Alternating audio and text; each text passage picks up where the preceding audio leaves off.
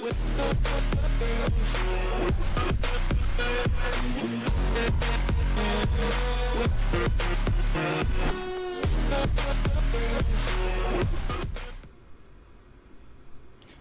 yo, yo. Mic check, mic check. 1 2 1 2. I'm back. Let me get a thumbs up in the chat box if you can hear me well. Let me get that thumbs up in the chat box if you hear me well.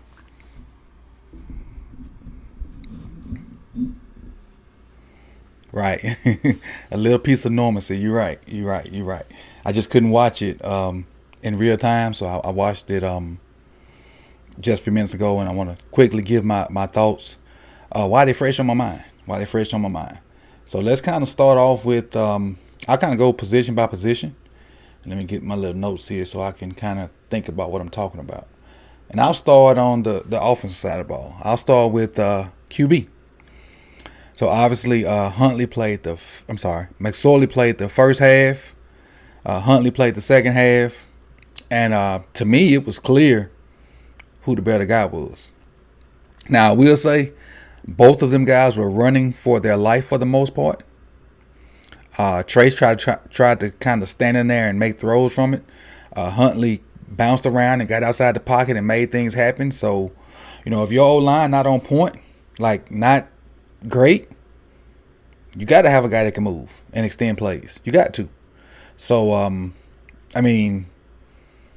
perfect storm would be to have an O-line that's great and have a guy that can make people miss once, if a guy makes a mistake. Like say your guard makes a mistake, you have a guy that can miss. But for the most part, your O-line A1, and then you got a guy that can miss when somebody happens to make a mistake, you good. So, but, it is what it is. What up, Big Unk? I see you out there. Appreciate everybody's in here too. Melvin, Devin, DeJuan, Nerone, Kai, Paul, Raven 76. Appreciate you guys for tuning in, and the other 18 people we got running this right now.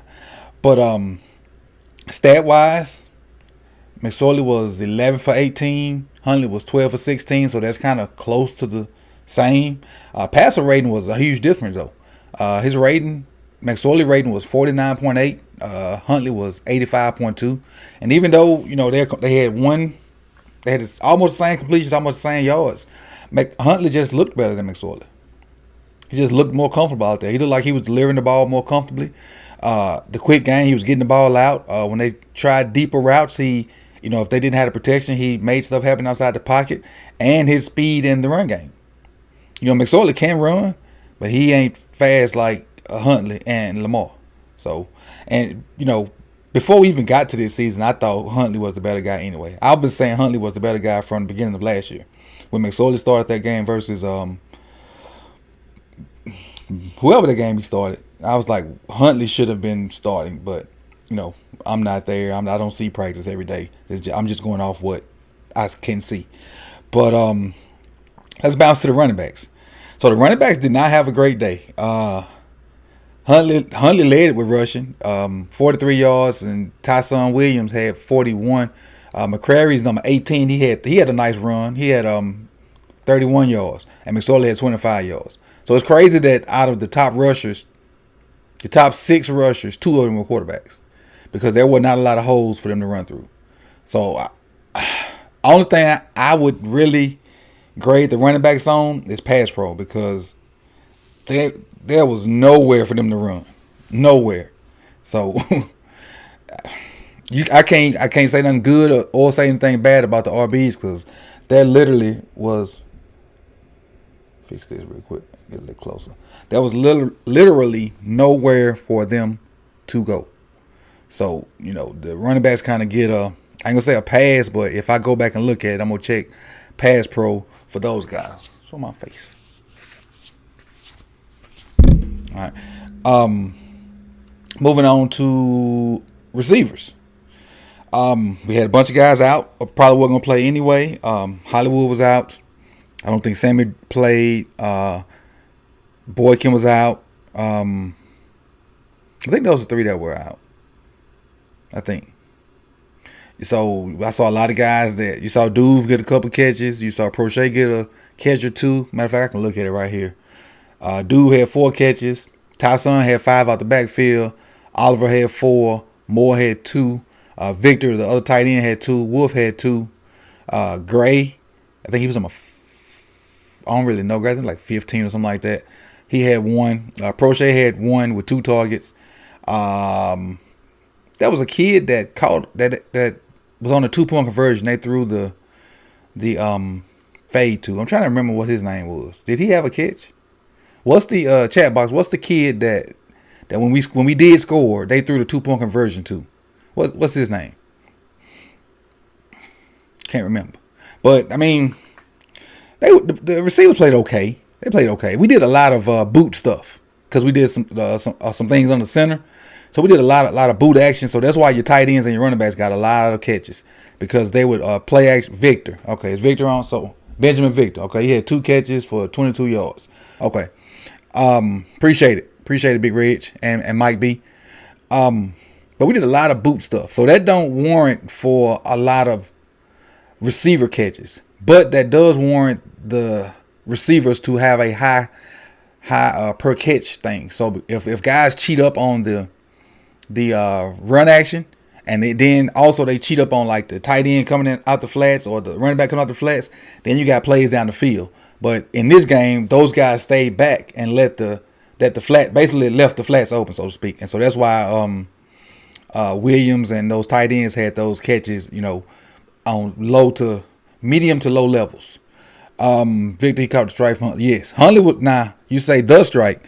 Huntley threw a bunch of strikes in my eyes. And in my eyes, he threw a bunch of strikes. But I do remember that one where Huntley just grabbed back and let it fly. And it looked like real football. Not saying they wasn't playing real football, but it looked like some good football. Let's go to this O-line. Man, this O-line. Now I know 4 guys that's probably gonna start were not out there, and those 4 guys were Megatron. No, I'll take that back. 3. Megatron wasn't out there. Whoever's gonna start at left guard wasn't out there. That's a hint. I think Bozeman was out there.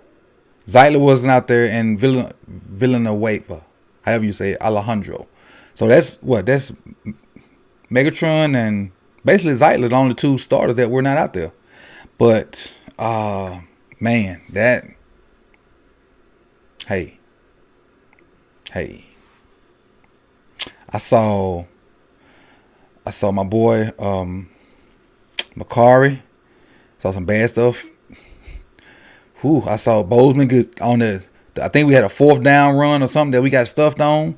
Bozeman got stood straight up. Who was playing tackle most of the time? My guy from Mississippi State, Phillips. Phillips at left tackle. Not the move. Whew. But and that's part of the reason why the running backs didn't have room to operate, because the O-line didn't play great. So, I can't sugarcoat it.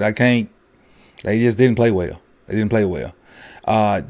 And I was excited to see Ben, but I don't even know if I don't think Ben even played. Is Ben hurt? Cause I can't remember seeing him out there. I got to go back and watch the Big Red said it. Ben didn't play either. Cause that's what I was excited to see. And I think when I said on my preview thing, that was the guy that I had planned on watching, and he didn't even play. But I'm sure he'll get in there sooner or later, and we'll see what he got. But I think inserting him would help the run game. But what I'm interested in seeing is how well he does in the pass game. And I think I want to go back and watch Alejandro too a little more closely and see, because I watched it in NFL Network. I mean, not NFL Network, NFL.com. They don't even give you the whole broadcast anymore. You got this condensed. They don't even get me started on them cats, man. And they already took my money too, bruh. But anyway, I just bounced over to the.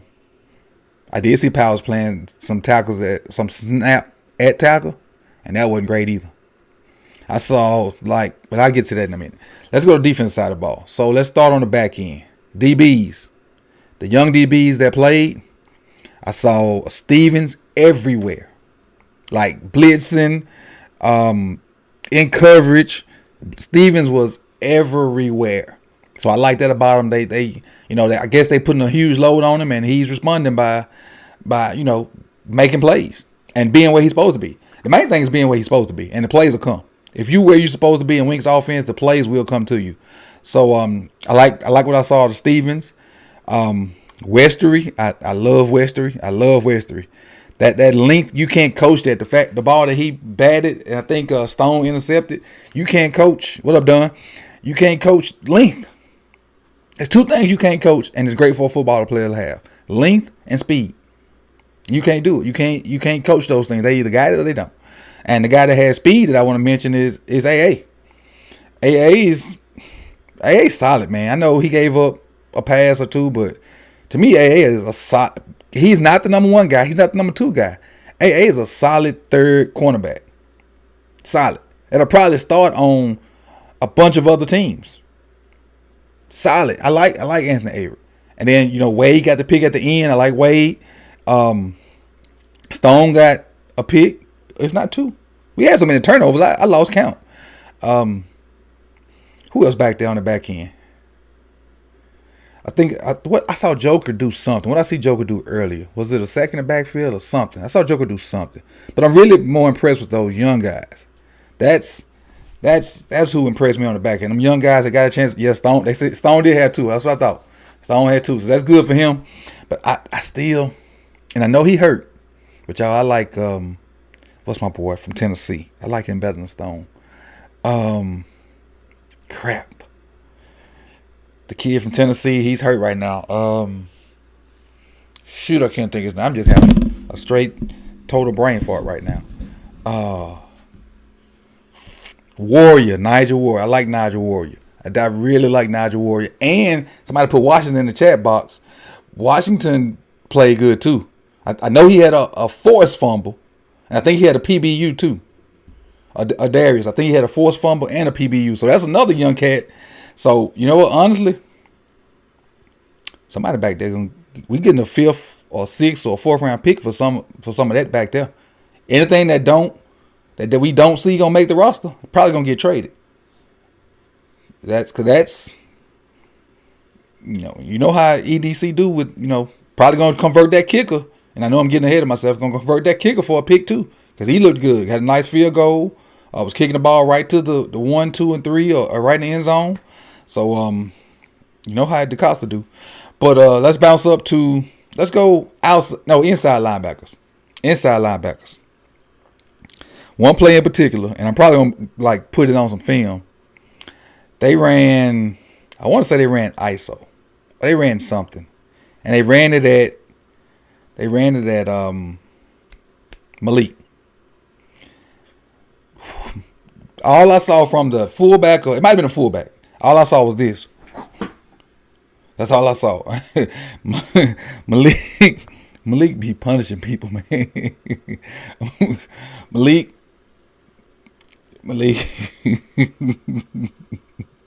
And that's why I tweeted that about the train. Malik. Malik. Malik got to start. Malik got to start next to Queen. He got to. That's him pounding people like that, and Queen running around doing the stuff he do. That's and that two play series where Queen got he had a sack. I tweeted about it. He had a sack and something else right there together. Antonio Tarver. You showing your age, living legend. You showing your age when you talk about Antonio Tarver. You kind of close to me somewhere. What happened? Malik had a 2-play series. He had a sack and a tee, like on a screen or something. Yeah, he got a tackle for loss on the screen or something like that. Yeah, Ravens fan, appreciate it. A screenplay. The speed on the screenplay was crazy. His burst on that was like, hey, get over here. Almost was that scorpion like. But the thing is, on that sack, the beginning of that play, he kind of he ran straight into a dude. He didn't avoid him. He came off the edge and he didn't get a guy a move. He kind of ran straight through the middle of him, and the dude kind of stuffed him up. But then he was able to, gain his wits and then see where the quarterback was and go make the sack. So that was good that he didn't quit on the play.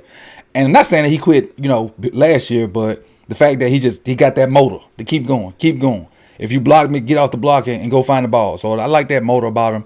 And he didn't seem too anxious on plays, like overrunning stuff. Now, as far as I want to say, it was one of the backup linebackers, and it was a combination of things. And it's going to lead me into the interior line. Earlier, they were running stretch. And I know Washington was on the backside of it, and it was not Malik or Queen that was that backside linebacker, but whoever the backside linebacker was, and it wasn't Ford either, because Ford's number 3. So it was Welch or somebody else. They kept overrunning the play and giving the guy, well, Broderick was getting blown out the hole, but the linebacker was overrunning the play, and they were cutting that thing back and getting yardage. So, but that leads me into the interior line. Now I'll talk about also outside linebackers. Talk about outside linebackers before I go to the interior. Dalen Hayes got a sack. I think missed the sack. Owe missed the sack, but set the edge. It was Chris Board. Appreciate it, Ravens fan. Chris Board. Coach, any idea why LJ Fort got so many second half snaps on defense? Because he's not gonna start. Malik's gonna start and Queen gonna start. So I think that's why he got so many second half snaps. Hey, hit the like button. Appreciate that, Poodle. 66 people in here. Hit that like button for me. I appreciate it. But I like Hayes. Owe has, y'all know, if y'all been rocking with me, Owe has really grown on me. And this gonna be a little shot. This gonna be a little shot at Owe, but I like Owe. Owe got closer to the quarterback in that preseason game than he did at Penn State versus Ohio State. He got closer to whoever the quarterback was for the Jameson Taysom Hill than he did versus Justin Fields at all. And a lot of that was what I based my critique on Owe was that Ohio State film. But Owe's going with our system, when you put the starters on top of Matabike in there, Owe and Hayes is, yes, I did see Owe and West, like Tyreek tweeted it. Tyreek, one of the guys in my group chat. Owe and Westery as gunners. If I'm the punt guy and I see that, when the ball's kicked, I just start walking to the sideline. It just, wherever the ball stop bouncing, that's where we get it. What up, godson? So if I look out there and I see Owe at 6'5", whatever, 280. Appreciate that, Thomas. Thomas dropped 10 in the super chat. Appreciate you for coming through, Thomas. Big time. So I look out there and I see Owe, and I see what up, Burton and Bills. I see y'all. Appreciate it. What up, Trevor? Owe and Westery. I'm just gonna walk off. Nah. Get this job to somebody else, coach. No, sir. I don't want no parts of this. No. And if they are out there, the guys blocking the edge better be just as big. Because that's and both of them run 4.3s. Both of them run 4.3s. So imagine them breaking through as gunners, like get beating the block. And ain't nobody between you. You got to look up for the ball. One of them two barreling on you, mainly Owe. Bruh, just let it bounce. I ain't gonna judge. A business is exactly King Hook. I ain't gonna judge you. I'm not gonna just. Hey, health is wealth, buddy. Health is wealth. Health is wealth, and that is what it is. But so the outside linebackers is the. Do you think? Yes, I think we keep Westry. I do. I hope we keep Westry too. Dunn, I think our O-line will be okay. I think, the O-line will be okay. Getting like putting a guy left guard that's gonna be there and letting them jail once Stanley and Bozeman and Zeitler and Alejandro. So whoever's the left guard is, whether it be Ben Cleveland or whatever. Go ahead and get those guys to start building chemistry so they know how to work off each other. That's the thing with O-line, building chemistry. Chemistry and communication. You don't have to be the strongest. You don't have to be the fastest. Being strong and being nimble of feet helps at O-line, but communication down the line is key. If y'all communicate down the line and get a hat on the hat, that's what you need at O-line. So let's bounce to, let me see, edge guys. But we was talking about edge guys with outside linebackers because the other guys didn't play. Interior O-line. Matabike was striking folks. I saw Matabike get pad level on somebody and straight press this dude out. Then the play was going away from him. He took that inside hand and kept the press while he was chasing the guy down with the other hand. Dude's gonna be special. Dude's gonna be special. But we gotta find somebody to go with him because Washington ain't it. Gotta find somebody to go with him because I don't think Washington is. Washington maybe made a play or two, but for the most part, Washington. And I probably see something different when I go back and look. But on that first look, Matabike was the one doing the numbers that I saw. As far as Washington, I think he okay. But, you know, they didn't have all their starters in too. They didn't have all their starters in too on the O-line. But Matabike just, he didn't have a lot of tackles, but the fact that he was disrupting plays and getting in the backfield, and you could see him literally shock the O-lineman. Like they going backwards and fighting, trying to stalemate him, but he started pushing them back. So, because he played with leverage so good. So good.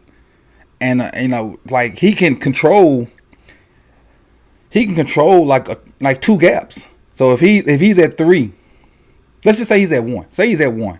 He can play the A gap in front of him and then beat somebody over to the place high A gap. And if you got a guy that can play 2 gaps, your linebackers can run free all day long. All day long. It's crazy. And so who left? So we did DBs. We did inside linebackers, did outside linebackers, did D-line, did everything on offense. Special teams and special teams. That's crazy. So that's everybody. Appreciate the dub from Ms. Antoinette. Got a 20 in the super chat. She always coming through. She wanted the Patreons. And oh yeah, I forgot about the Patreon. I don't know how YouTube's gonna do us with this all 22, but if they do try to screw us, you know, Patreon will be a cool way to support. And you know, I'll start mentioning that once the regular season start more. Maybe put it out there more for people to join up if they want to. Nothing you have to do, but I'd appreciate it if you do that. Yeah, Devin, we got a big one Saturday. That's what I spend most of my time doing today. We had our game plan meeting and was looking at those guys, and you know, we got a chance. We got some guys too. They got some guys, but we got some guys too. We got 3 SEC commits on our team. So, and it's up to me not to crash this Corvette. So, hopefully Saturday I'll be riding home at 1 a.m. in the morning because the game is 6 hours away with a smile on my face. But hey, that's pretty much what there's 86 people in here. I appreciate you guys if you hit that like button. It's starting to come back around. I love this time of year. Especially once the regular season game start and we start those live streams, you know, while it's fresh and we can talk about what's good about the game, what's bad about the game, and go from there, man. And you know, before I close, support all the other Ravens YouTubers out there. Raven, what's Joe changed his name? Jose. I can't remember what Joe's name is. Jose Verdi Cruzo. If I messed it up, I'm sorry. I'm not sure what Sonny's doing right now. You know, Sonny is overseas. Top Billing has started to do Ravens content, even on top of some of his other content. What's the Baltimore Beatdown? Those guys. Ken McCusick. I'm scheduled to be on there a couple times. Who else? My guys. Abercrombie and Chris, and I'm trying to think of their podcast. It's Abercrombie, Chris Just Joking, and I can't think of the name of it. Deep Cover Podcast, those guys. Raven C fam. Who else? We got some guys out there now. You won't be lacking for Ravens content, but make sure you come in and get yours weekly. Again, we still gonna do the after the game breakdowns. We're going to have video throughout the week. We just going to keep doing it, man, trying to push this thing forward. Edgar Allen, that's Edgar Allen too. Edgar Allen kind of does something similar to what I do. He's extremely insightful gentleman.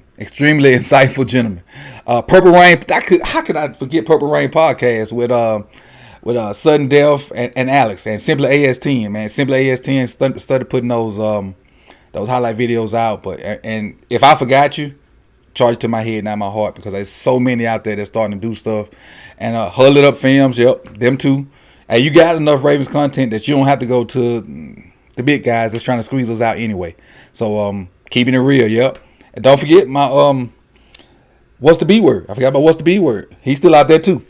Hey, I appreciate you guys, man. Like, comment, subscribe. Any questions you may have, put them in the comment section. And I'll answer them. Y'all know I reply to comments. And I appreciate you again. Appreciate you, Miss Antoinette. Appreciate you, Thomas, for the super chats. Love y'all. Peace. See y'all soon.